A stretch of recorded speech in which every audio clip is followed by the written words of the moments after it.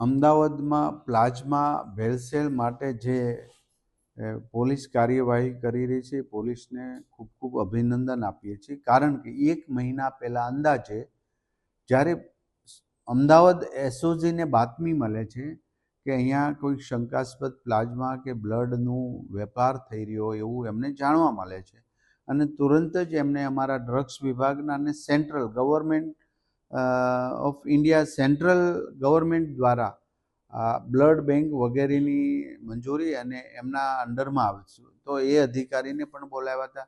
ત્યારે આ plasma શંકાસ્પદને forensic લેબમાં તપાસ માટે આપ્યું હતું. આજે 2 દિવસમાં એ રિપોર્ટ આવી ગયો છે અને ખરેખર વાત સાચી ઠરી છે કે પ્લાઝમામાં ભેળસેળ હતી.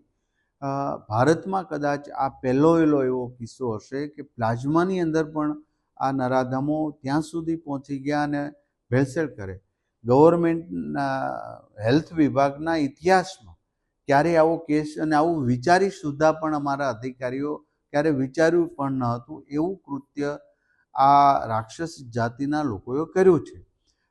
ખરેખર આ પ્લાઝમાની 10 બેગ હોય તો એની 20 બેગ બનાવવાનું એક ડબલ બનાવે અને એમાં પાણી ભેળવી દે. આ પ્લાઝમા જે તે ફાર્મા કંપની અધર સ્ટેટમાં આપતા હતા, ત્યારે એની ગુણવત્તા ખૂબ નબળી હોવાના કારણે આ સમગ્ર કૌભાંડ બહાર આવ્યું છે. આ સમગ્ર કૌભાંડ જાંબાજ પોલીસના અધિકારી એવા એસઓજીના એક જવાને પકડ્યું છે ને એમને હું અભિનંદન આપું છું. અને પછી અમારું મેડિકલ વિભાગને એમને જાણ કરીને એની સાથે તપાસ થઈ રહી છે. આજે આ તપાસ થઈ રહી છે. ક્યાંથી લાવ્યા, કેટલી લેબમાં મોકલ્યું હતું, કેટલી ફાર્મા કંપનીમાં મોકલ્યું હતું, કઈ બેંકમાંથી પ્લાઝમા લાવતા હતા, આ બધી જ તપાસ થશે.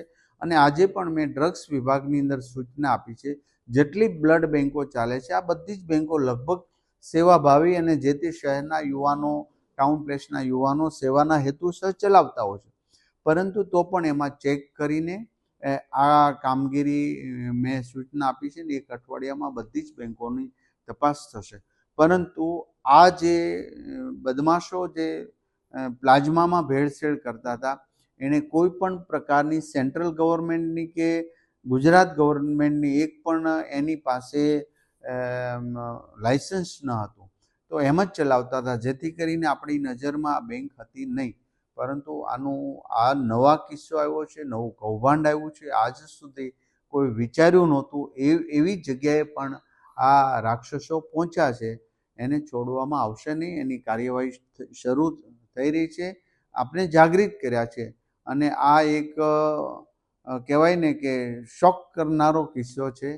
છતાં અમારું આરોગ્ય વિભાગ બહુ ગંભીરતાથી કામગીરી લઈ રહી છે અને પોલીસ પણ કામગીરી લઈ રહી છે.